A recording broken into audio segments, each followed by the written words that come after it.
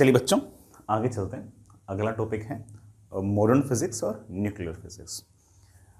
JEE main का कोई सा भी अटेम्प्ट का कोई सा ये पेपर क्यों ना हो, मॉडर्न फिजिक्स का सवाल पूछते ही पूछते हैं।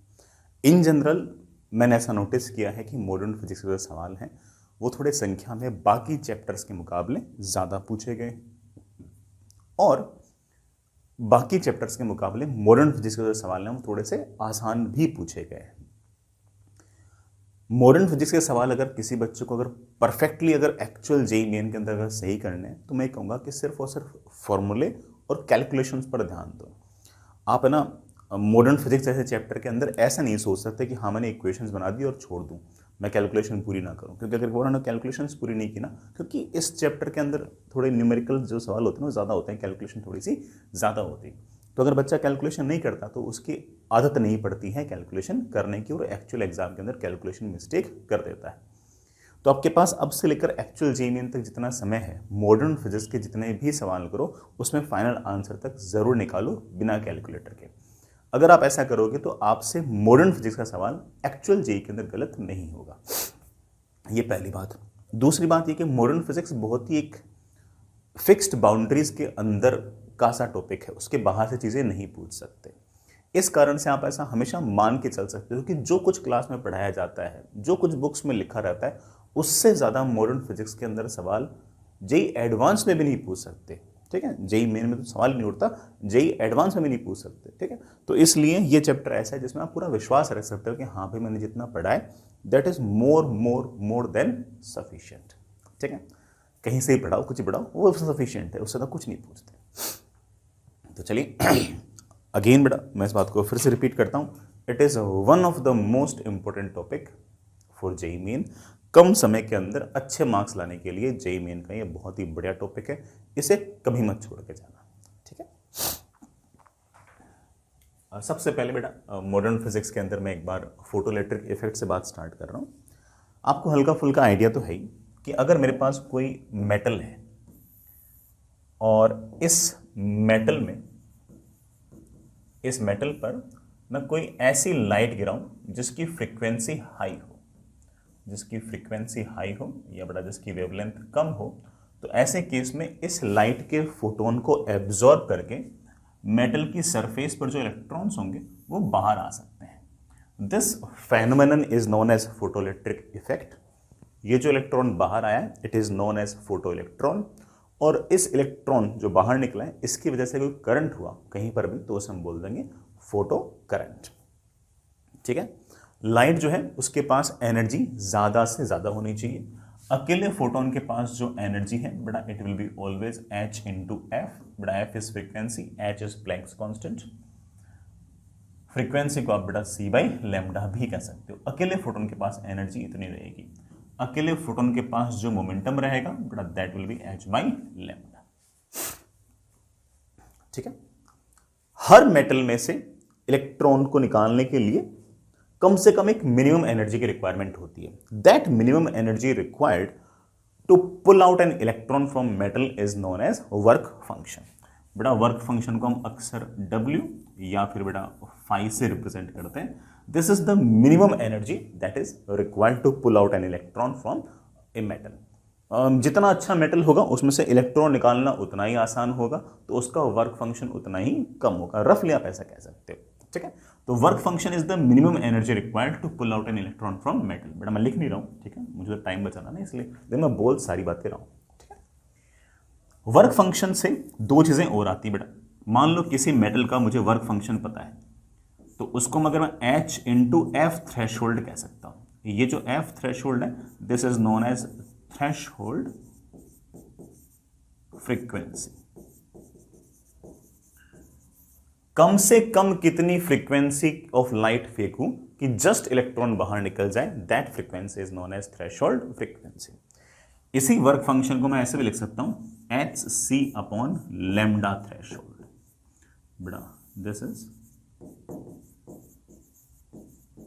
Threshold wavelength. तो वर्क फंक्शन जो है उससे बड़ा थ्रेशोल्ड फ्रीक्वेंसी और थ्रेशोल्ड वेवलेंथ आप इस तरह से निकाल सकते हो।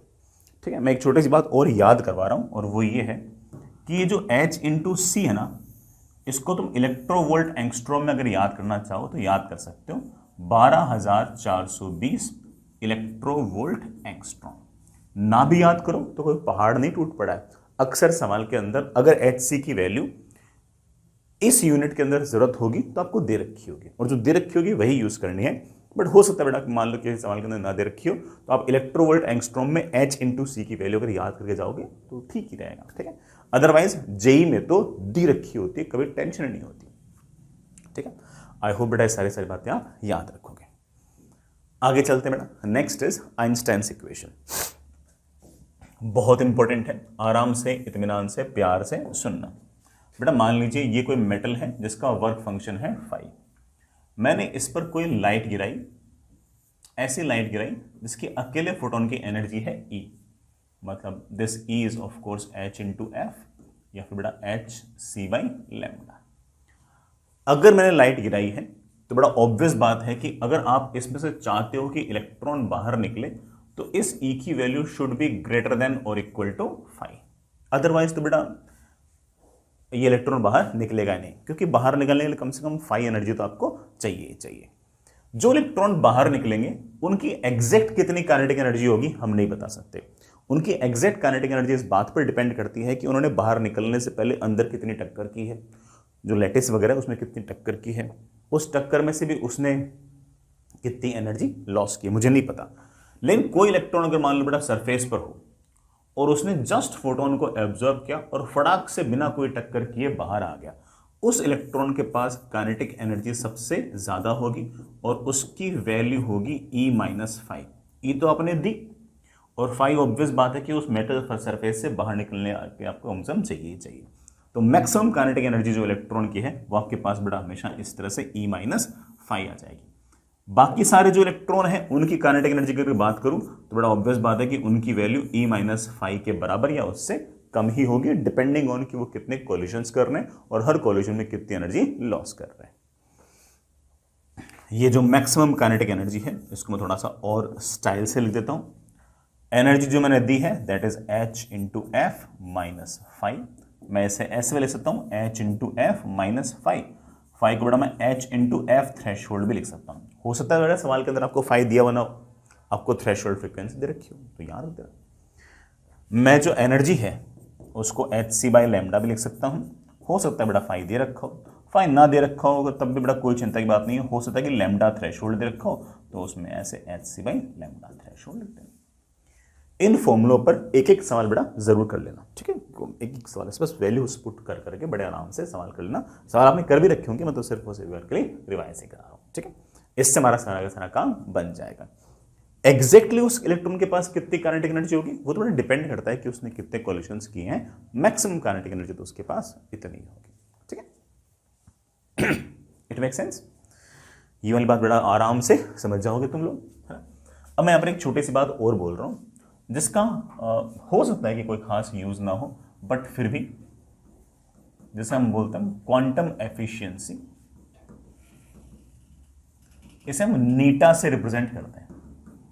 अगर परसेंटेज में निकाल नीटा से, इसका मतलब होता है कि मैंने कितने फोटॉन्स गिराए इस मेटल पे, कितने इलेक्ट्रॉन्स निकले मल्टीप्लाइड बाई 100। इसे हम बोलते हैं क्वांटम एफिशिएंसी। हो सकता है बेटा इतना हाई फाई चीज़ों की जरूरत ना पड़े, मतलब समझाने के लिए बोल दिया। मान लो कि मैंने 1000 फोटोन गिराए तो नीचे 1000 लिख दो, और सिर्फ मान लो कि 20 इलेक्ट्रॉन ही निकले, बाकी इलेक्ट्रॉन निकले ही नहीं। वो या तो बेटा फोटोन एब्जॉर्ब नहीं होंगे, एब्जॉर्ब हुए होंगे तो हो सकता है कि इलेक्ट्रॉन एब्जॉर्ब करके अंदर ही टक्कर उकर करके रेस्ट कर गया हो, बाहर ना निकला हो। मान लो सिर्फ 20 इलेक्ट्रॉन बाहर निकले तो 20/1000 इंटू बेटा 100, 2% आ गया। इसका मतलब सिर्फ और सिर्फ आपकी जो क्वांटम एफिशिएंसी है वो 2% है, ठीक है। ये बेटा याद रखना है।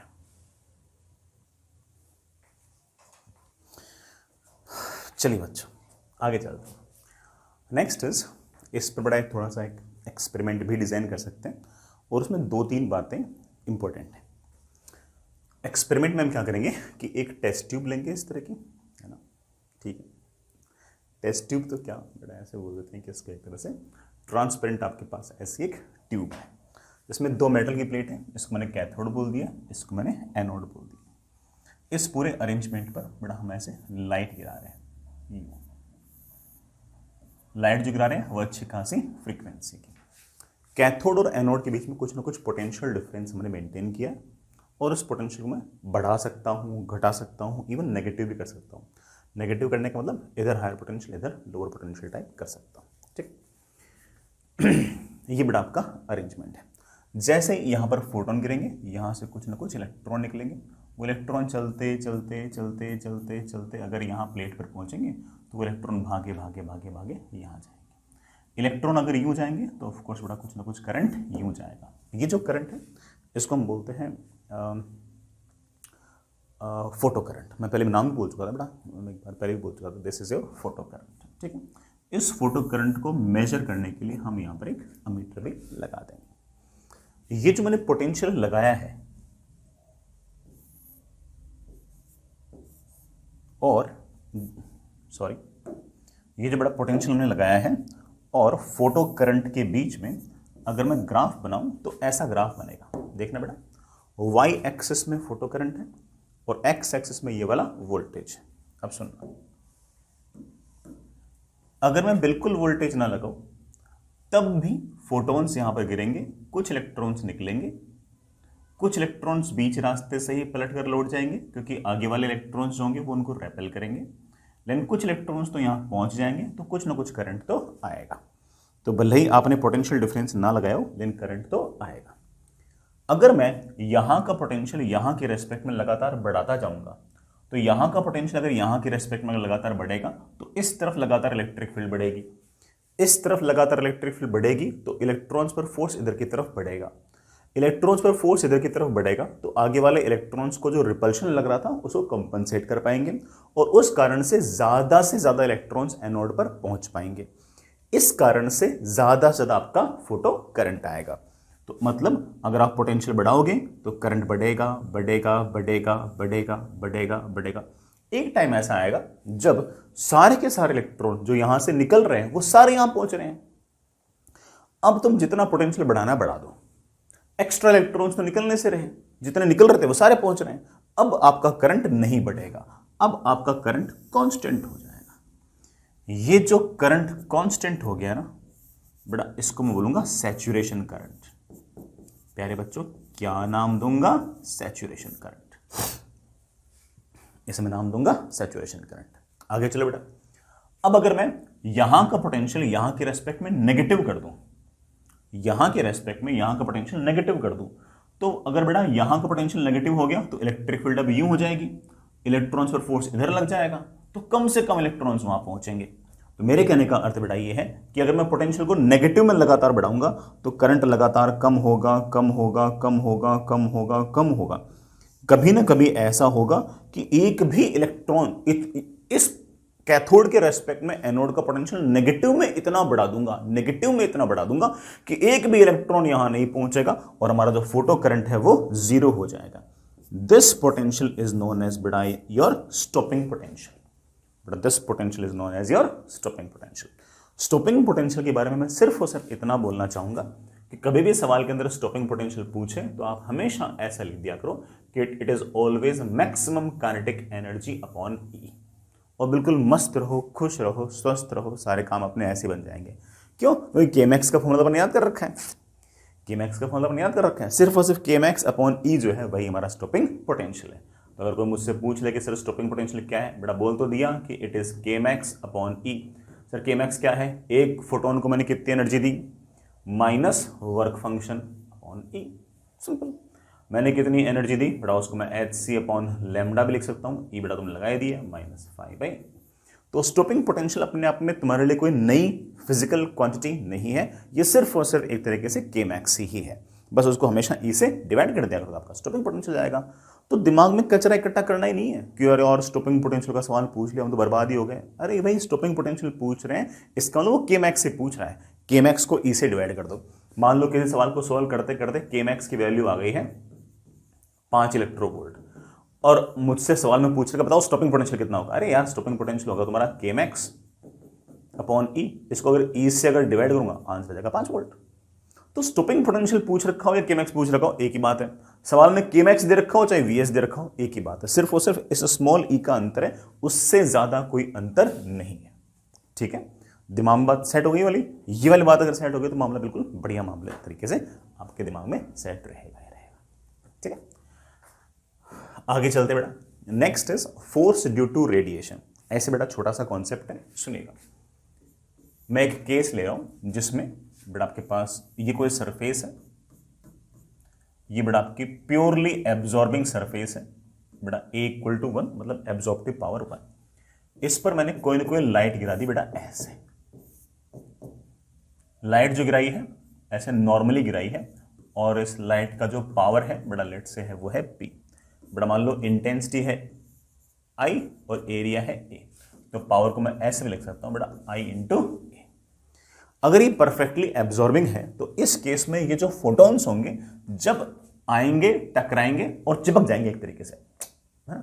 आएंगे टकराएंगे और गायब हो जाएंगे एक तरीके से, एब्जॉर्ब कर लिए एक तरीके से। तो इस केस में इस सरफेस पर कुछ ना कुछ फोर्स लगाएंगे ये फोटॉन्स, और उस फोर्स की बेटा वैल्यू होगी P/c या फिर बेटा IA/c, सिंपल। और अगर कोई मुझसे पूछ ले कि सर प्रेशर कितना होगा, बेटा प्रेशर होता है फोर्स अपॉन एरिया, तो उसकी वैल्यू मेरे पास आ जाएगी I/c।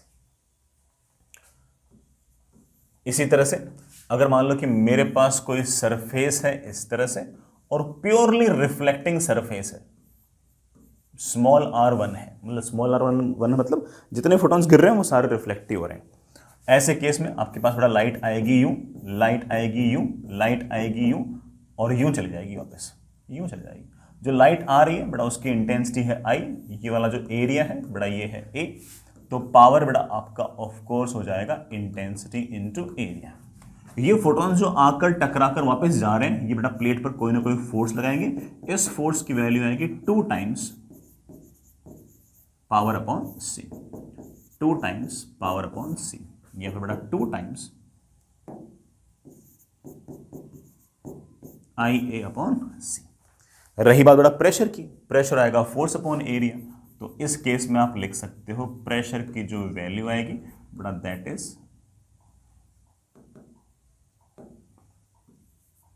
2 times I/c। ठीक है बेटा, मैं एक तीसरा केस और ले रहा हूं जिसमें मेरे पास ये रही बेटा आपकी प्लेट, और इसके स्मॉल r की वैल्यू r है, या बेटा A की वैल्यू जो है वो 1 - r है। सर स्मॉल r मतलब कितने फोटॉन्स रिफ्लेक्ट हुए डिवाइड बाय कितने फोटॉन्स इंसिडेंट हुए। A का मतलब कितने फोटॉन्स एब्जॉर्ब हुए डिवाइड बाय कितने फोटॉन्स इंसिडेंट हुए। ऐसे केस में बेटा light I you, light I you, light I you, intensity I, area A, बेटा पावर तुम जानते हो it will B I × A। इस केस में आपके पास जो फोर्स आएगा बेटा वो आएगा मेरे पास 1 + r टाइम्स P/c। बस बेटा इतना सा काम, या फिर 1 + r टाइम्स IA/c, ये बेटा आपका फोर्स। r को अगर 0 रख दोगे मतलब एक भी फोटोन रिफ्लेक्ट नहीं हुआ तो बेटा आपका ये वाला आंसर आ जाएगा, r को 1 रख दोगे तो आपका ये वाला आंसर आ जाएगा। ठीक है, याद रख सकते हो बेटा इस बात को। आगे चलिए बेटा, नेक्स्ट इज मैटर वेव या फिर बेटा डी ब्रोगली वेवलेंथ। ये बेटा बहुत ही ऐसे अच्छा सा कॉन्सेप्ट है, और उस पर बेटा सवाल जो है वो केमिस्ट्री में पूछ सकते हैं, फिजिक्स में पूछ सकते हैं। ये वाला फंडा सुन सबने रखा होगा, है ना, सबके दिमाग में एक बात क्लियर भी होगी कि मैटर्स भी वेव्स की तरह बिहेव कर सकते हैं, और मैटर अगर वेव की तरह बिहेव करता है तो जिस वेव की तरह वो बिहेव करता है उस वेव को हम बोलेंगे मैटर वेव, और उस वेव की वेवलेंथ को हम बोलेंगे डी ब्रोगली वेवलेंथ। अगर कोई m मास का पार्टिकल v वेलोसिटी से अगर जा रहा है तो उसकी de Broglie wavelength is simply defined as h/mv, या फिर बेटा h/p, या फिर बेटा momentum can always be written as √2 times m × kinetic energy. ठीक है, या फिर बेटा कई सवालों में क्या होता है कि ऐसे दे रखा होता है कि कोई चार्ज पार्टिकल है, उसको मैंने v पोटेंशियल से एक्सेलरेट किया, अगर कोई क्यू चार्ज को अगर मैं वी पोटेंशियल से अगर एक्सेलरेट करूंगा तो उसके पास काइनेटिक एनर्जी आ जाएगी क्यू इंटू वी, मेरे पास आ जाएगा ये Q into V. This is potential difference, कैसी स्पेलिंग लिखती है, difference through which charge is accelerated. ठीक है, ये बड़ा आपका मामला है, समझिए बेटा इस बात को। मैं एक छोटा सा फॉर्मूला और याद कराता हूं। अगर कोई इलेक्ट्रॉन है बेटा, सिर्फ और सिर्फ इलेक्ट्रॉन के लिए बोल रहा हूं, और अगर मैंने इसको वी पोटेंशियल से, पोटेंशियल डिफरेंस से एक्सेलरेट किया है, तो उसके बाद उसके पास जो वेलोसिटी आएगी, उस वेलोसिटी के कॉरेस्पॉन्डिंग जो डी ब्रोगली वेवलेंथ आएगी बेटा, that will be under root of 150 upon V angstrom. ठीक है, वैसे ना भी याद रखो तब भी चलेगा बस, बट ठीक है, वैसे बेसिक फॉर्मूला तो ये है। इलेक्ट्रॉन का मास रख दूं, इलेक्ट्रॉन का चार्ज रख दूं, एच रख दूं, तो उसके बाद जो फॉर्मूला निकल के आता है बेटा वो ये आता है इलेक्ट्रॉन के केस में। सबके लिए नहीं याद करना, सिर्फ और सिर्फ इलेक्ट्रॉन के लिए बेटा याद कर सकते हो। वी क्या है, वो पोटेंशियल डिफरेंस जिसके थ्रू हमने इलेक्ट्रॉन को एक्सेलरेट किया है। तो डी ब्रोगली वेवलेंथ बेटा प्लीज याद रखें, बेसिक फॉर्मूला तो ये है, ये बेटा सिर्फ और सिर्फ मैंने इसे इलेक्ट्रॉन के लिए लिख दिया। ठीक है, आगे चलते हैं बच्चों। Next is Bohr's atomic model. बेटा बोर्स एटॉमिक मॉडल आपने केमिस्ट्री के अंदर भी पढ़ा होगा, फिजिक्स के अंदर भी है, सवाल यहां भी पूछ लेते हैं, और ऑफ कोर्स बेटा केमिस्ट्री के अंदर भी पूछ लेते हैं, दोनों ही जगह इसके सवाल आते हैं। जो बोर्स एटॉमिक मॉडल है वो बेटा एग्जैक्टली क्या कहता है, आपको हल्का फुल्का तो आइडिया है कि मान लीजिए कि आपके पास ये कोई एटम है, उसके बीचों बीच आपका न्यूक्लियस होगा जिसके पास चार्ज होगा Z times of E। Z number of protons हैं, हर प्रोटॉन के पास चार्ज है E, तो न्यूक्लियस के पास चार्ज हो गया ZE। न्यूक्लियस के पास न्यूट्रॉन्स भी मगर वो चार्जलेस है। इस न्यूक्लियस के चारों तरफ बेटा इलेक्ट्रॉन जो है वो इस तरह से मूव कर रहा है, जिसका मास m है और बेटा उसकी वेलोसिटी बेटा लेट से v है। लेकिन इलेक्ट्रॉन ऐसा नहीं कि सिर्फ और सिर्फ एक ही ऑर्बिट के अंदर मूव कर सकता है, वो बहुत इन्फाइनाइट नंबर ऑफ ऑर्बिट्स के अंदर मूव कर सकता है। वो ऐसे भी ऑर्बिट कर सकता है, वो ऐसे भी ऑर्बिट कर सकता है, वो ऐसे भी ऑर्बिट कर सकता है, ऐसे खूब सारी ऑर्बिट्स हैं जिसके अंदर वो घूम सकता है। जो सबसे पहले वाली है उसको हम बड़ा ग्राउंड स्टेट कहते हैं, n=1। ये सेकंड है, इसको n=2। फर्स्ट एक्सेलरेटेड स्टेट भी कहते हैं। ये n=3, ये बड़ा इसे हम सेकंड एक्सेलरेटेड स्टेट भी कहते हैं। ये मान लो n=n है। n=n में जब इलेक्ट्रॉन है तब ये जिस रेडियस में घूम रहा है मैं इसको एक बार के लिए rn बोल देता हूँ। जो इसकी वेलोसिटी है मैं उसको एक बार के लिए vn बोल देता हूँ, और इस टाइम पर इस पूरे सिस्टम के पास जो एनर्जी है मैं उसको एक बार के लिए En बोल देता हूँ। जो इस इलेक्ट्रॉन की जिस रेडियस में इलेक्ट्रॉन घूम रहा है यही हमारे तरफ पास एक तरह से रेडियस ऑफ एटम है। रेडियस ऑफ एटम का जो फॉर्मूला आएगा बड़ा that will B ε0h² pi me² into n² by z। ये सब कांस्टेंट है। इन सब कांस्टेंट्स की जो वैल्यू है वो रफली बड़ा 0.51 एंगस्ट्रॉम के आसपास आएगी into n² by z। n² मतलब समझ गए, n=1 में निकालना तो n=1 रख दूं, इसकी रेडियस निकालना तो n=2, इसकी रेडियस निकालनी तो n=3, अगले की निकालना तो n=4 and so on. z बड़ा नंबर ऑफ प्रोटॉन्स, जैसे हाइड्रोजन के पास 1 है, हीलियम के पास 2 है, ऐसे लिथियम के पास 3 है, समथिंग लाइक दैट। स्पीड कितनी होगी बड़ा, that is e²/2 ε0h into z by n। ये तो सब बड़ा कांस्टेंट है, इसकी वैल्यू लगभग 2.19 इंटू 10⁶ मीटर पर सेकेंड आएगी इंटू z/n। पूरे सिस्टम की एनर्जी कितनी होगी? पूरे सिस्टम में दो एनर्जीज होंगी, एक काइनेटिक एक पोटेंशियल। ये तो रेस्ट पे इसके पास काइनेटिक होगी, दोनों के बीच में इलेक्ट्रोस्टैटिक अट्रैक्शन है तो उसकी कुछ ना कुछ पोटेंशियल एनर्जी भी होगी। दोनों का सम जो होगा that will be the net energy, और नेट एनर्जी आपके पास आएगी -me⁴ upon 8 times ε0² into z²/n²। ये जो वैल्यू है बड़ा ये आपके पास आएगी -13.6 जूल नहीं इलेक्ट्रोवोल्ट इंटू z²/n²।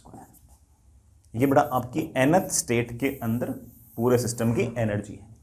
अगर कोई मुझसे पूछ ले कि काइनेटिक एनर्जी कितनी है, बड़ा काइनेटिक एनर्जी आपके पास आएगी +13.6 electronvolt into Z square upon N square. कोई मुझसे पूछ ले कि सर इन दोनों के बीच में पोटेंशियल एनर्जी कितनी है, बड़ा वो आएगी -27.2 electronvolt into Z square upon N square, और इन दोनों का सम आपके पास ये आ जाएगा। ये बड़ा आपके पूरे के पूरे सिस्टम की एनर्जी इस तरह से आ गई। ये बेसिक फॉर्मूले बड़ा याद होने चाहिए। यही वाले फॉर्मूलों पर सवाल आप लोग केमिस्ट्री में भी फेस करते हो, इन्हीं फॉर्मूलों पर आप सवाल फिजिक्स में भी फेस कर सकते हैं। ठीक है, आई होप बड़ा सारे फॉर्मूले आपको याद रहेंगे। ठीक है, आगे चलते हैं बेटा। नेक्स्ट इज एक्साइटेशन या बेटा डी एक्साइटेशन। एक्साइटेशन और डी एक्साइटेशन के अंदर सवाल बेटा लगभग एक जैसे पूछते हैं। आराम से इत्मीनान से बड़ा सुनना।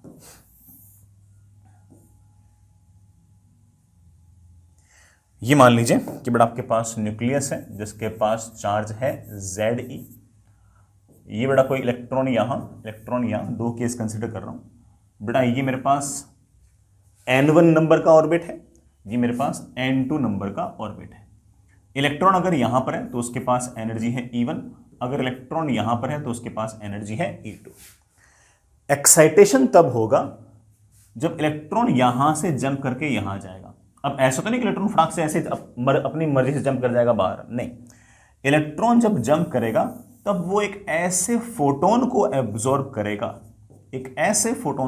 करेगा, जिसके पास एनर्जी जो है वो इन दोनों एनर्जी डिफरेंसेस के बराबर हो, और उससे हम बड़े आराम से उस फोटोन की वेवलेंथ निकाल सकते हैं।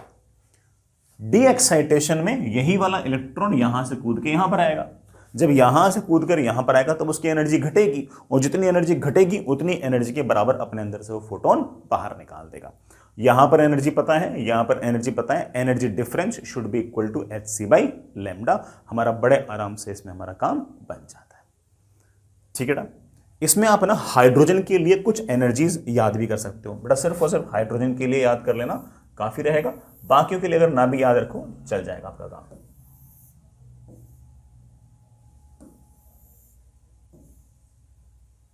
सुनना बेटा, मैं हाइड्रोजन के लिए बोल रहा हूं। ये बड़ा बीचों बीच आपका न्यूक्लियस, ये n=1, ये n=2, ये n=3, बड़ा ये n tending toward infinity. n=1 पर आपके पास जो एनर्जी आएगी बड़ा वो आएगी -13.6 electronvolt into Z square upon N square. Hydrogen atom है इसलिए जेड की वैल्यू 1, ये n=1 है तो n=1, तो यहां पर एनर्जी आएगी -13.6 इलेक्ट्रोवोल्ट। n=2 पर आपके पास एनर्जी आएगी -13.6 electronvolt into Z square upon N square. बेटा इसकी वैल्यू मेरे पास आएगी -3.4।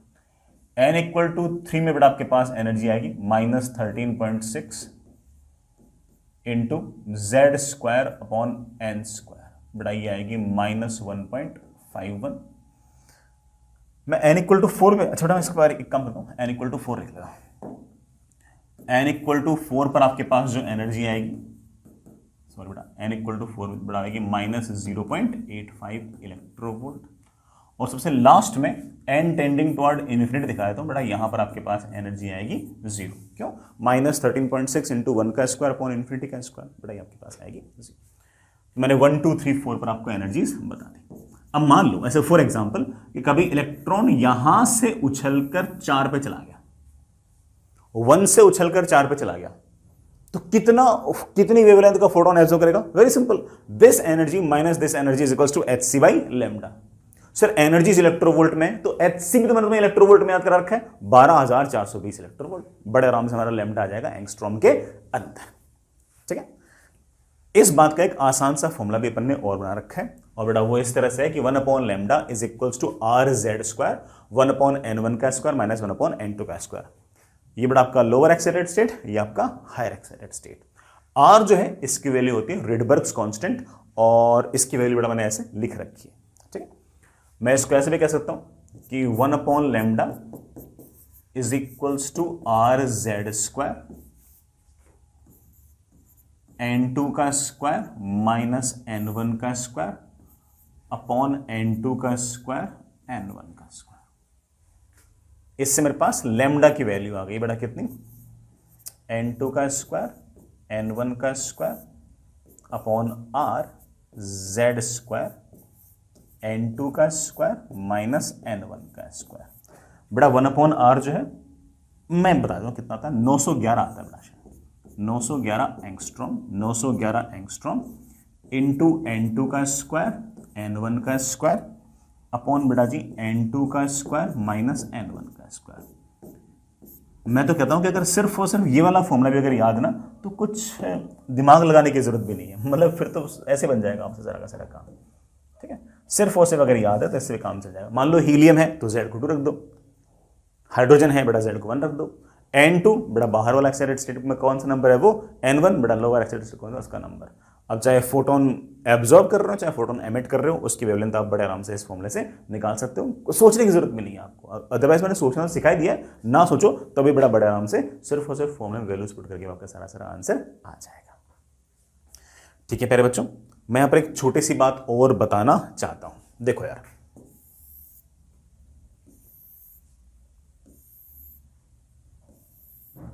ये n इक्वल टू 1, ये n इक्वल टू 2, ये n इक्वल टू 3, ये n इक्वल टू 4। मान लो इलेक्ट्रॉन ऊपर से कूदकर 1 पर आता हो, तो इस केस में जितने भी फोटॉन्स निकलते हैं उन सब का हम एक नाम निकालते हैं लाइमन सीरीज। आप याद रख सकते हो कि लाइमन सीरीज में अक्सर अल्ट्रावायलेट रेंज में होती है, इसमें से जितने फोटॉन्स निकलेंगे मोस्टली अल्ट्रावायलेट रीजन के होंगे। अगर इलेक्ट्रॉन ऊपर से कूदकर n इक्वल टू 2 पर आ रहा है तो इस टाइम जो फोटॉन्स निकलते हैं बेटा इसे हम नाम देते हैं बाल्मर सीरीज। बाल्मर सीरीज जो होती है ना वो बेटा मोस्टली विजिबल रीजन के अंदर लाई करती है। अगर इलेक्ट्रॉन ऊपर से कूदकर n इक्वल टू 3 पर आ रहे हैं बेटा इसको हम बोलते हैं पाश्चन सीरीज, और ये बेटा मोस्टली आपका इंफ्रारेड रीजन के अंदर लाई करता है। वेवलेंथ बेटा हमने बता दी, सिर्फ फॉर्मूले में वैल्यूज पुट करो, आप बड़ा बड़े आराम से सारा काम कर सकते हो। लॉजिक से करना चाहो लॉजिक से कर लो, फॉर्मूले से करना चाहो फॉर्मूले से कर लो, मर्जी बेटा आपकी, हर तरीके से आपका आंसर बढ़िया आएगा, कोई टेंशन नहीं होगी लाइफ में। चलिए बच्चों आगे चलते हैं। Next is X-rays. अच्छा सा कॉन्सेप्ट है, आराम से इत्मीनान से सुनिएगा समझिएगा। एक्सरेज इलेक्ट्रोमैग्नेटिक वेव का वो हिस्सा है जिसकी वेवलेंथ जो है रफली बोल रहा हूं बेटा वो 0.1 एंगस्ट्रॉम से लेकर रफली बेटा 100 एंगस्ट्रॉम के बीच में लाई करती है।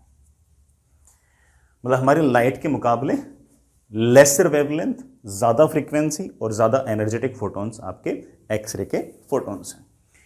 एक्सरेज के पास जो एनर्जी होगी, एक्सरेज के पास बेटा जो एनर्जी होगी अकेले फोटॉन के पास वो रफली बेटा किलो इलेक्ट्रोवोल्ट के ऑर्डर में होगी। ठीक है, एक्सरे जो हम प्रोड्यूस करते हैं वो हम एक्सरे ट्यूब से करते हैं जिसे हम कुलीज ट्यूब भी कहेंगे। और ये जो बड़ा आपकी कुलीज ट्यूब है इसमें बेसिक फंडा ये है कि हम क्या करते हैं कि यहां पर एक टारगेट मेटल रख लेते हैं, ठीक है, और एक इलेक्ट्रॉन को ना हम एक्सलरेट कराते कराते कराते कराते यहां लेके आते हैं।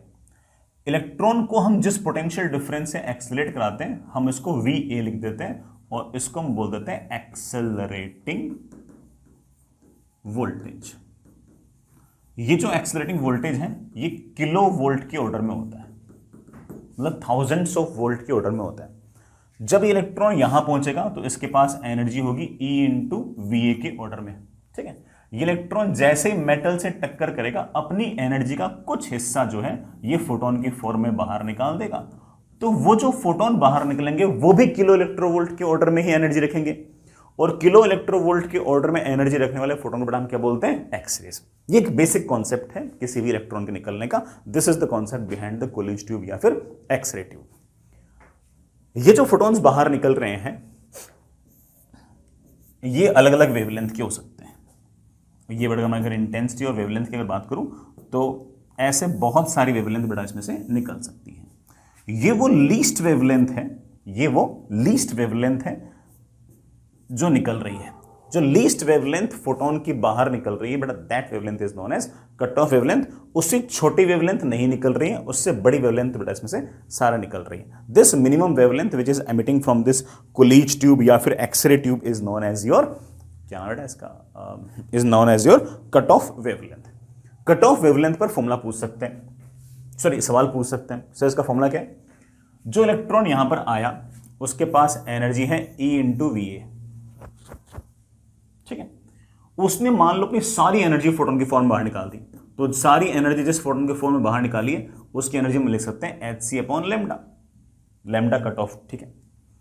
लेमडा कट ऑफ की मेरे पास वैल्यू आ गई है hc upon E times V. hc मैंने याद करा रखा है 12,420 electronvolt angstrom upon E into V. बड़ा ई से ई क्या हो जाएगा? कैंसिल। ये एक्सेलरेटिंग वोल्टेज अगर वोल्ट में होगा ना तो ये वोल्ट वोल्ट भी क्या हो जाएगा? कैंसिल। और हमारे पास कट ऑफ वेवलेंथ का बड़े आराम से फॉर्मूला बन गया है, ये लो बेटा। इससे जो आंसर आएगा किसमें आएगा? एंगस्ट्रॉम में आएगा। ऐसा सवाल जेईई मेन में पूछ सकते हैं तुमसे। आपको सवाल में दे देंगे कि बताओ कि ये एक्सेलरेटिंग वोल्टेज है, बताओ कट ऑफ वेवलेंथ कितनी होगी, बस वैल्यूज पुट करनी है, फटाक से आंसर आ जाएगा। उल्टा भी हो सकता है कि कट ऑफ वेवलेंथ दे दे और ये पूछने के बताओ कितना एक्सेलरेटिंग वोल्टेज है। थोड़ा कर लेना, इतना आसान सा सवाल है, बड़े आराम से सारा सारा काम आपका बन जाएगा, ठीक है। नेक्स्ट इज, इसी में बड़ा कैरेक्टरिस्टिक एक्सरे। कुछ वेवलेंथ ऐसी होती है जिनकी बड़ा फोटॉन्स की संख्या थोड़ी सी ज्यादा निकलती है। अगर मैं इंटेंसिटी वर्सेस वेवलेंथ का ग्राफ प्लॉट करता हूं तो एग्जैक्टली बेटा जो एक्सपेरिमेंटल ग्राफ है वो ऐसा नहीं आता, थोड़ा सा डिफरेंट आता है, थोड़ा सा डिफरेंट आता है, ऐसे बेटा थोड़ा सा डिफरेंट आता है।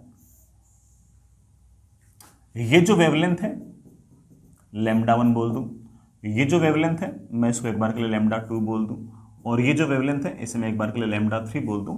ये जो वेवलेंथ है इसके जितने फोटोन गिरने चाहिए थे उतने नहीं आते, उससे ज्यादा आते हैं। These wavelengths are known as बड़ा योर कैरेक्टरिस्टिक एक्सरेज। ये जो फोटॉन्स निकले हैं इनकी फ्रीक्वेंसी निकालने के लिए हमारे पास एक मोजलेस लॉ है। वो ये कहता है कि root of frequency is equals to a times z minus b। z है जो आपका टारगेट मेटल था ना उसका atomic number, atomic number of target metal. आपको बेटा सवाल के अंदर दिया रहेगा, आपको चिंता करने की जरूरत नहीं है। बी को वैसे हम बेटा स्क्रीनिंग कांस्टेंट कहते हैं। इसकी वैल्यू अक्सर सवाल में आपको दे रखी होगी, ना दे रखी हो तो आपको हमेशा 1 लेनी है, ठीक है। And root of frequency equals to a times z minus B. ए बेटा आपके पास कोई ना कोई कांस्टेंट है। इस फॉर्मूले पर जो सबसे बढ़िया सवाल बन के आता है ना वही बन के आता है कि ये बोल देंगे कि देखो भाई ये वाला एक टारगेट मेटल है और इससे कैरेक्टरिस्टिक जो एक्सरे निकल रही है उसकी फ्रीक्वेंसी ये है। फिर बोलेंगे कि मैंने टारगेट मेटल चेंज कर दिया और इस कारण से हमारी जो कैरेक्टरिस्टिक वेवलेंथ थी उसकी फ्रीक्वेंसी चेंज हो गई। बताओ कि नया वाला टारगेट मेटल का एटॉमिक नंबर क्या है। तो आप फॉर्मूला पुट कर दो, सीधा सा काम होगा।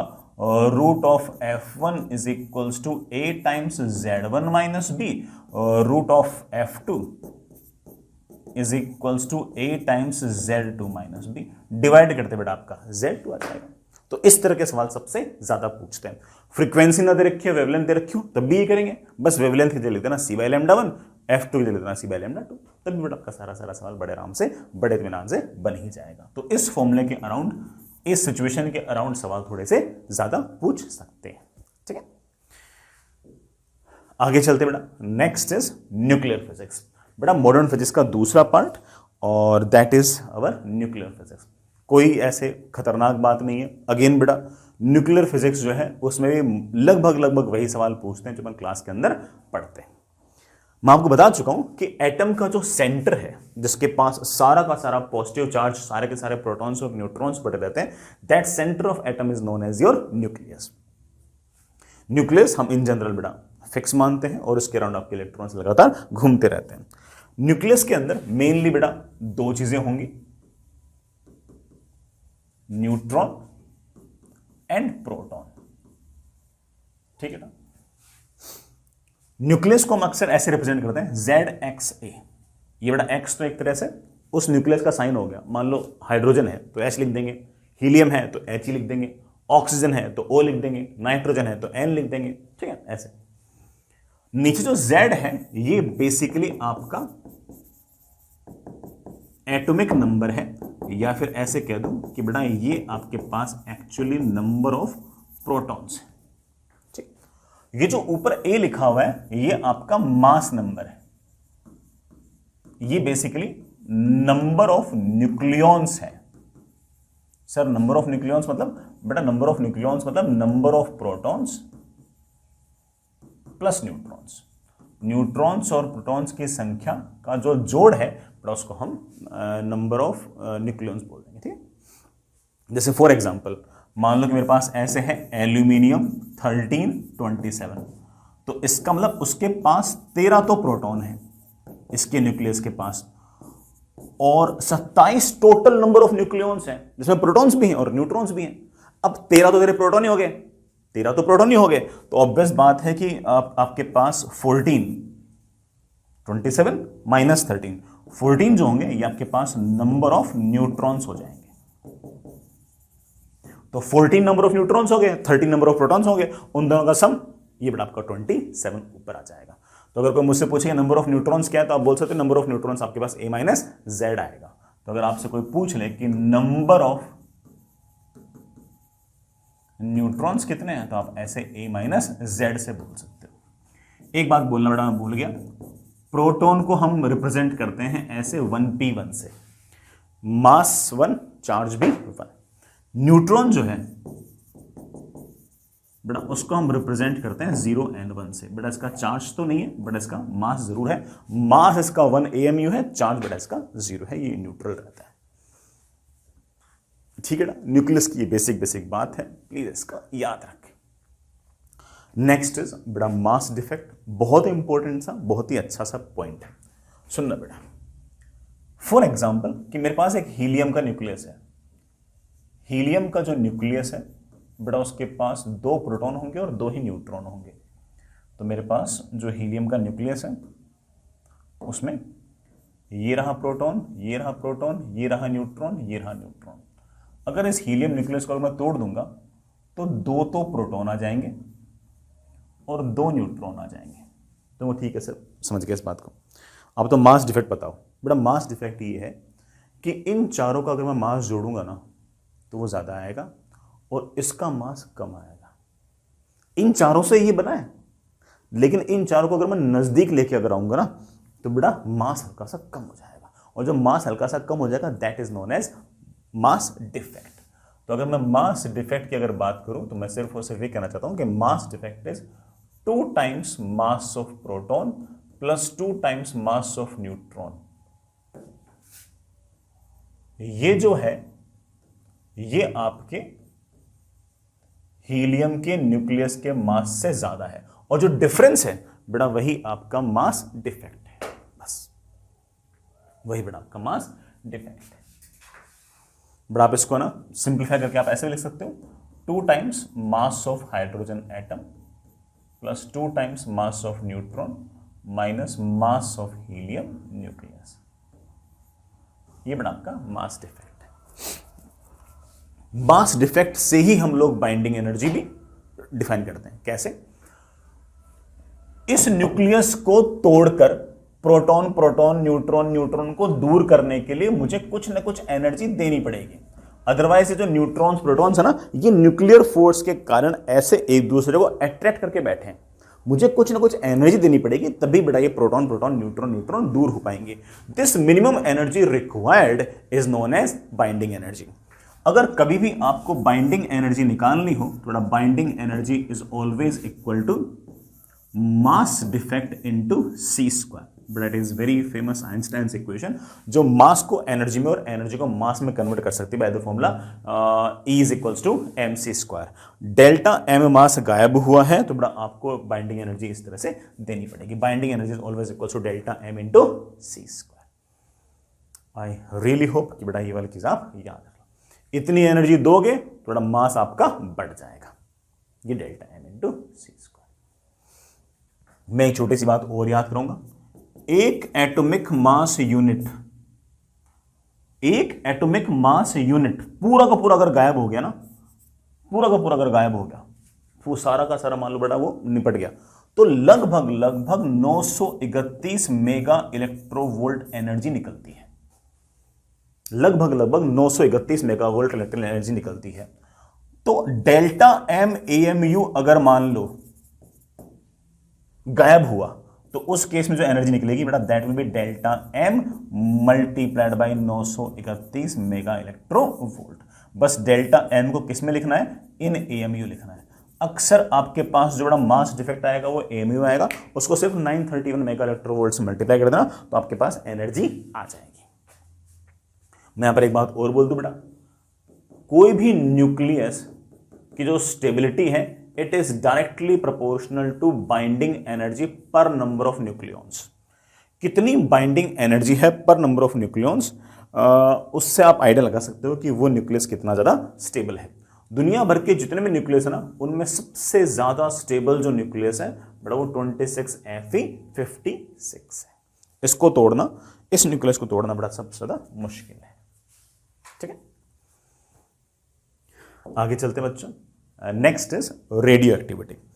वैसे तो मैंने बोल दिया बेटा कि ना मोस्टली आपके जो न्यूक्लियस होते हैं वो स्टेबल होते हैं, कुछ अनस्टेबल भी होते हैं। जो अनस्टेबल होते हैं वो लगातार लगातार टूटते रहते हैं और उनका जो स्पॉन्टेनियस टूटना है, दिस स्पॉन्टेनियस टूटना is known as radioactivity. तो जैसे मान लो कि मेरे पास कोई अनस्टेबल न्यूक्लियस है, ये मेरा कोई अनस्टेबल न्यूक्लियस है, ये टूटा और टूट कर ये स्टेबल में कन्वर्ट हुआ। साथ ही साथ ये कुछ ना कुछ alpha particle, beta particle, gamma particles ऐसे कुछ ना कुछ निकालेगा। ये अल्फा और बीटा साथ साथ नहीं निकलते हैं, ठीक है, या तो अल्फा निकलता है या बीटा निकलता है, गामा तो साथ साथ निकल जाता है। ठीक है, this spontaneous conversion of unstable nucleus into stable nucleus along with these alpha beta gamma particles is known as radioactivity। बस सुन, ये इतनी सी बात है, इसके अलावा कोई इसमें खास बात ऐसी है नहीं। जैसे मैं एक बात और बोल दूं बेटा, व्हेन आई से alpha particle I mean that कि अल्फा पार्टिकल मतलब हीलियम का न्यूक्लियस, हीलियम का न्यूक्लियस, दैट्स इट। बस हीलियम का न्यूक्लियस मतलब हीलियम के पास 2 इलेक्ट्रॉन है, दोनों को बाहर निकाल दो या फिर बड़ा ऐसे ले दो 2He4। बीटा पार्टिकल 2 तरह के होते हैं, एक थोड़ा beta minus particle. Beta minus particle तो आपका इलेक्ट्रॉन ही है, इसका साइन बेटा बना ऐसे यूज करते हैं -1E0। चार्ज इसका -E होता है इसलिए -1 लिख दिया। मास इसका बेटा बहुत छोटा होता है इसलिए मैंने उसको 0 लिख देते हैं। बीटा प्लस पार्टिकल जो है वो हम पॉजिट्रॉन को बोलते हैं। ये इलेक्ट्रॉन का एंटी पार्टिकल है, इसको हम रिप्रेजेंट करते हैं +1E0। जब जब इलेक्ट्रॉन निकलेगा तब तब उसके साथ साथ एक एंटी न्यूट्रिनो भी निकलता है। याद रखना चाहिए, याद रख सकते हो, हम इसको ऐसे न्यू बार से रिप्रेजेंट करते हैं। जब जब पॉजिट्रॉन निकलता है तो उसके साथ साथ न्यूट्रिनो निकलता है। बड़ा इसे मैं सिर्फ वैसे वैसे न्यू लिख देता हूं। लास्ट में बड़ा आपके पास गामा रेज। बड़ा गामा रेज जो है ये तो सिर्फ और सिर्फ हाईली एनर्जेटिक फोटॉन्स हैं। These are just highly energetic photons. Sir कितने एनर्जेटिक? एक्स-रे से भी ज्यादा। एक्स-रे के अकेले फोटोन की एनर्जी किलो इलेक्ट्रोवोल्ट में थी, इनकी एनर्जी मेगा इलेक्ट्रोवोल्ट के ऑर्डर में होगी। जो हमारा एक्स-रे था उसकी वेवलेंथ थी एंगस्ट्रॉम के ऑर्डर में, इसकी वेवलेंथ और कम होगी। वेवलेंथ कम होगी तो एनर्जी ज्यादा होगी। इसकी वेवलेंथ जो होगी वो in the order of picometre होगी, मतलब बेटा 10⁻⁻12 मीटर के आसपास तक होगी। ठीक है, जैसे सबसे पहले एक बार अपन अल्फा डी के देखते हैं।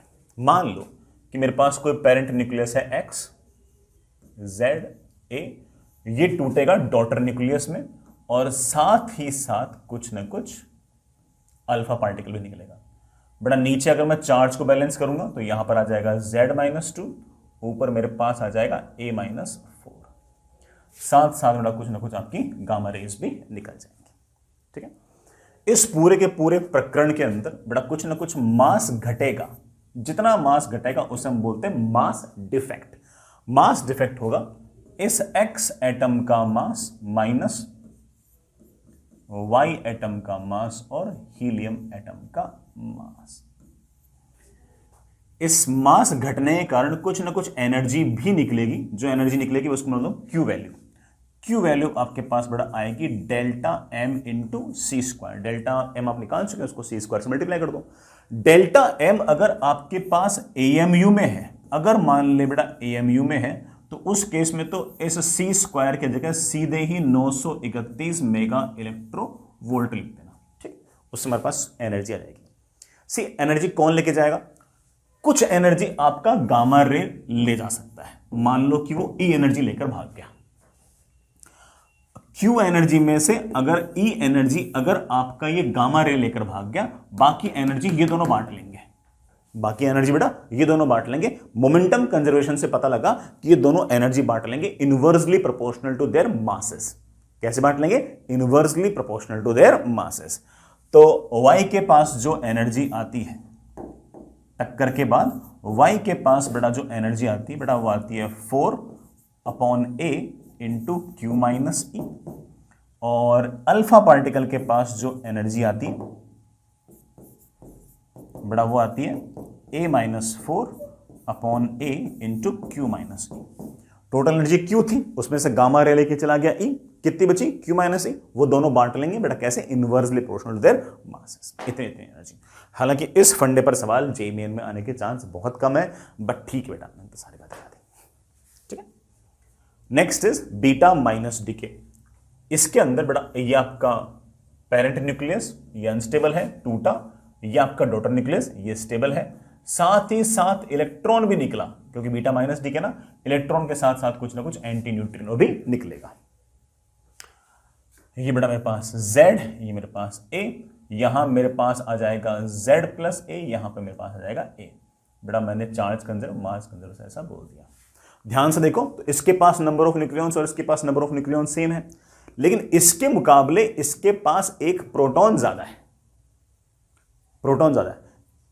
टोटल नंबर ऑफ न्यूक्लियॉन्स बराबर है, लेकिन एक प्रोटॉन ज्यादा है। इसका मतलब एक न्यूट्रॉन जो है वो इफेक्टिवली प्रोटॉन में कन्वर्ट हो गया। तो न्यूट्रॉन एक घट गया, प्रोटॉन एक बढ़ गया।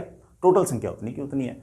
तो इस पूरी की पूरी रिएक्शन में आप ऐसा कह सकते हो कि इफेक्टिवली जो है ना, वो neutron has been converted into proton.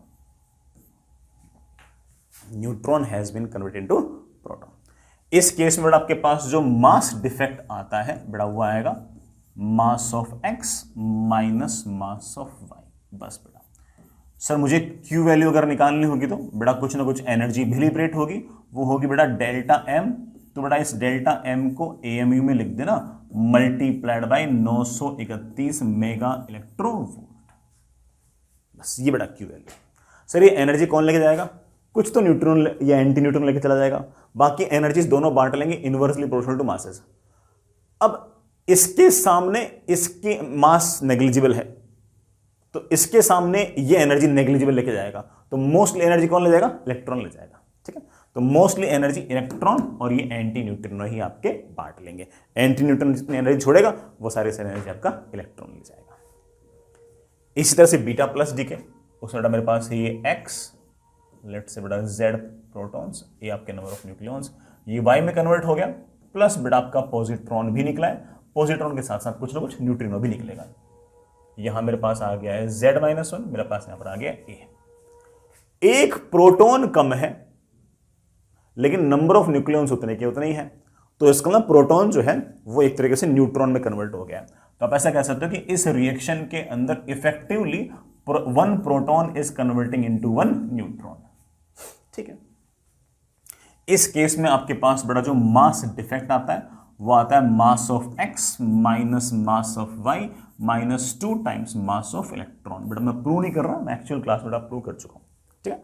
और इस केस में अगर मैं मुझसे Q वैल्यू पूछेगा, but again that is delta m into C square. Delta m बेटा तेरे को अगर AMU में अगर याद है तो सी स्क्वायर को तो 931 मेगा इलेक्ट्रो वोल्ट लिख देना, काम चल जाएगा आपका, ठीक है।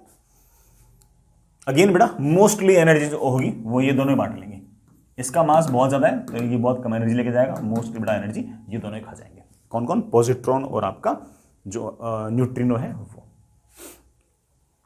नेक्स्ट इज बेटा, हमने अभी ये देखा कि रेडियो एक्टिविटी के अंदर कौन किस में कन्वर्ट होता है, कन्वर्जन के दौरान किस तरीके से बेटा एनर्जीज आती हैं, एनर्जीज कितनी आती हैं वगैरह वगैरह।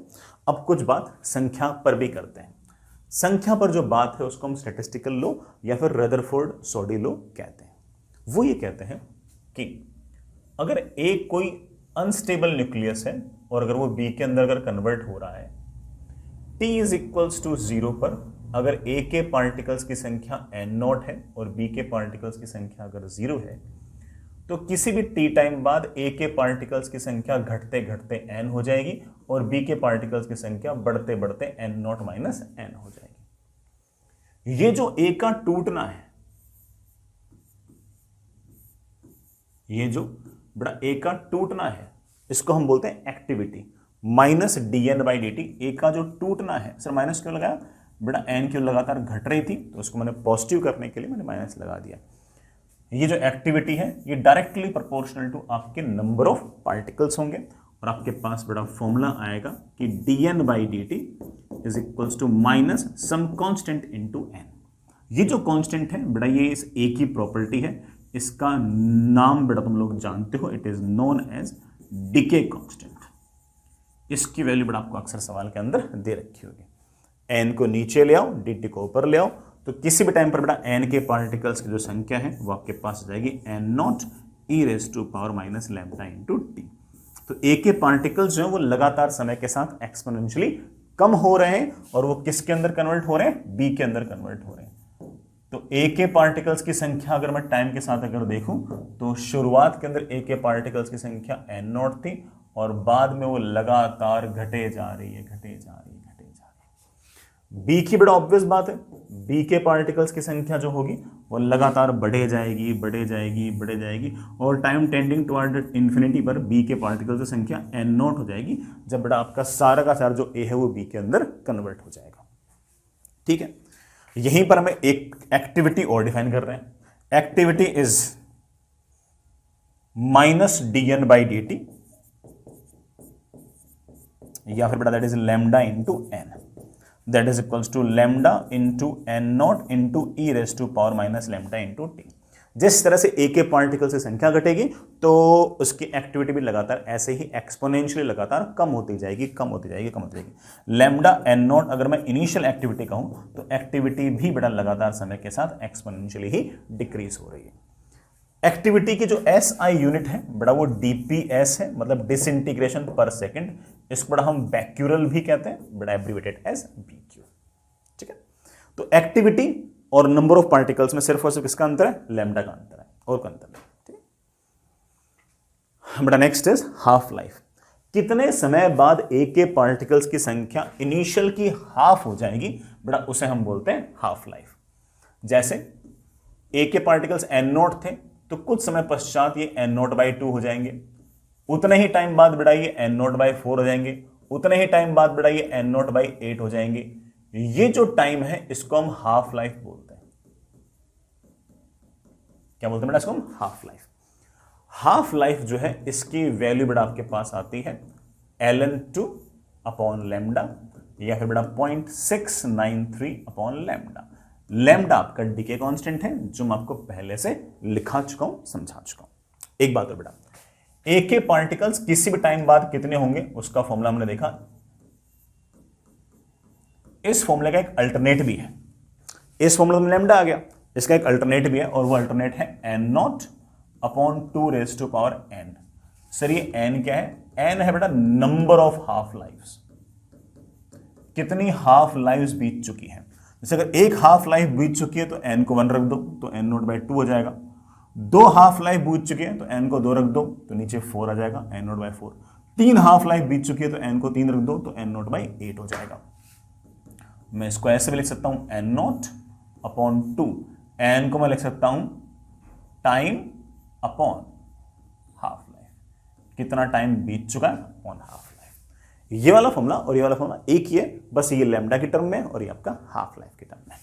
यही फॉर्मूला एक्टिविटी के अंदर भी कह सकते हो आप, किसी भी टाइम पर activity will be initial activity into E raise to power minus lambda T, या फिर initial activity upon 2 raise to power N. Sir ये एन क्या है, कितनी हाफ लाइफ बीत चुकी है वो। इसको मैं ऐसे लिख सकता हूं, that is equals to A nought upon 2 raise to power N को मैं लिख सकता हूं कितना समय बीत चुका है डिवाइड बाई हाफ लाइफ। ये बड़ा आपका एक्टिविटी है। एक टर्म और है बेटा एवरेज लाइफ। एवरेज लाइफ का फॉर्मूला है बेटा सीधा का सीधा 1 अपॉन लैम्डा, बेटा 1 अपॉन लैम्डा। कभी पूछ ले तो बोल देना कि एवरेज लाइफ है बेटा आपका 1 अपॉन लैम्डा, ठीक है ना। एवरेज लाइफ पूछे तो 1 अपॉन लैम्डा। अगर कोई half life upon average life का अगर रेशियो पूछे तो 0.693 कह सकते हैं, ठीक है बेटा। 1 अपॉन लैम्डा तो कैंसिल हो जाएगा, ये 0.693 या फिर आपका ln2 बच जाएगा, बाकी सब बेटा आपका कैंसिल हो जाएगा, ठीक है प्यारे बच्चों। आगे चलें, next is nuclear fission. Simple सा कॉन्सेप्ट है बेटा, सुनना। अगर आपके पास कोई भारी न्यूक्लियस है, हैवी न्यूक्लियस है, तो ये हैवी न्यूक्लियस जो है ये टूटकर स्मॉलर न्यूक्लियस के अंदर कन्वर्ट हो जाएगा, और इस तरह से टूटने से इसकी हल्की सी बेटा जो क्या कहते हैं, इसका मास ज्यादा होगा और इनका मास कम होगा। जो मास घटेगा वो एनर्जी की फॉर्म में लिबरेट हो जाएगा, and this dissociating of a heavier nucleus into बेटा smaller nucleus is known as nuclear fission. इसमें कुछ कुछ एनर्जी भी निकलती है। अगर मान लो ये यूरेनियम हुआ, तो यूरेनियम अक्सर ऐसे दो पार्टिकल्स के अंदर अक्सर वो टूटता है, साथ में न्यूट्रॉन निकलते हैं, और रफली एक यूरेनियम के टूटने पर, रफली बोल रहा हूं बेटा, लगभग 190 से लेकर 200 मेगा इलेक्ट्रोवोल्ट के आसपास की एनर्जी निकलती है। एक यूरेनियम का न्यूक्लियस अगर टूटकर दो न्यूक्लियस के अंदर कन्वर्ट होता है तो उसके अंदर 190 से 200 मेगा इलेक्ट्रोवोल्ट के आसपास की एनर्जी निकलती है। वो एनर्जी क्यों निकल रही है जानते हो बेटा, इसका मास ज्यादा होगा, इन दोनों का मास कम होगा। जितना मास घटेगा that delta M multiplied by 931.5, वो बेटा आपका 200 मेगा इलेक्ट्रोवोल्ट या फिर 190 मेगा इलेक्ट्रोवोल्ट के आसपास आ जाता है। This process is known as your nuclear fission, ठीक है ना। वैसे ना एटम बॉम्ब का जो कॉन्सेप्ट है बेटा वो भी न्यूक्लियर फिजन के ऊपर ही है। उसमें अनकंट्रोल्ड तरीके से न्यूक्लियर फिजन होता है। एक यूरेनियम टूटा, यूरेनियम को तोड़ने के लिए बेटा एक न्यूट्रॉन फेंकना पड़ता है। फिर बेटा जब टूटेंगे ना तो 2 या 3 न्यूट्रॉन और बन जाएंगे। वो 2 या 3 न्यूट्रॉन जो होंगे वो अगले 2 या 3 यूरेनियम को तोड़ देंगे। फिर वहां से बेटा अगेन 4 या 9 न्यूट्रॉन निकलेंगे, वो अगले बेटा 4 या 9 यूरेनियम को तोड़ देंगे। तो फास्टली बेटा ये चेन रिएक्शन होती है और फटाफट सारा जो यूरेनियम होता है वो टूट जाता है। और ऑब्वियस होता है हर यूरेनियम के टूटने पर इतनी एनर्जी निकलती है, तो 1 किलो यूरेनियम के टूटने पर 10 किलो यूरेनियम टूटने पर बहुत ज़्यादा एनर्जी निकलेगी। तो इसलिए बहुत सारी एनर्जी अगर एक साथ निकलती है तो उसे हम बोल देते हैं कि यह तुम्हारा एटम बॉम्ब है।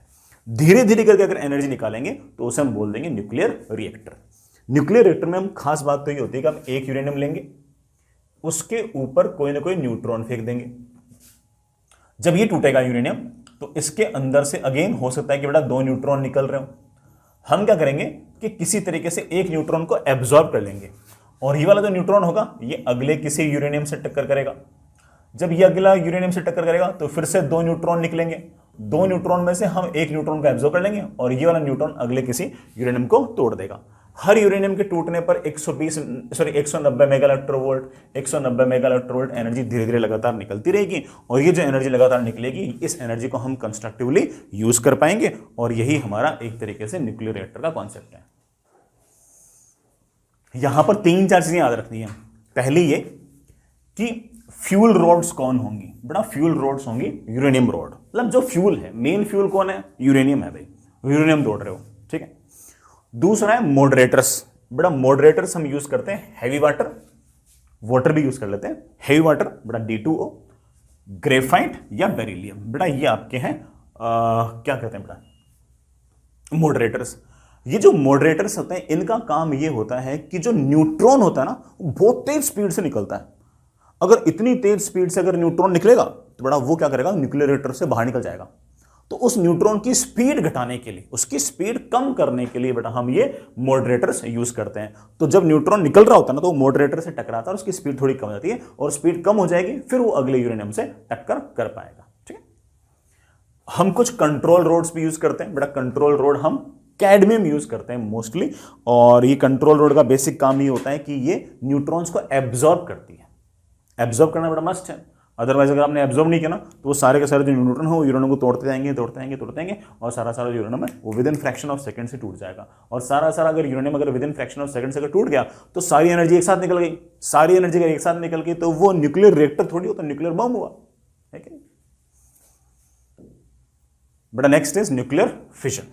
न्यूक्लियर फिशन में हम क्या करेंगे कि दो लाइटर न्यूक्लियाई लेंगे, ठीक है, और हाई टेम्परेचर रखेंगे। टेम्परेचर जितना ज्यादा हो उतना अच्छा। हाई टेम्परेचर पर इन न्यूक्लियस के पास एनर्जी बहुत ज्यादा होगी।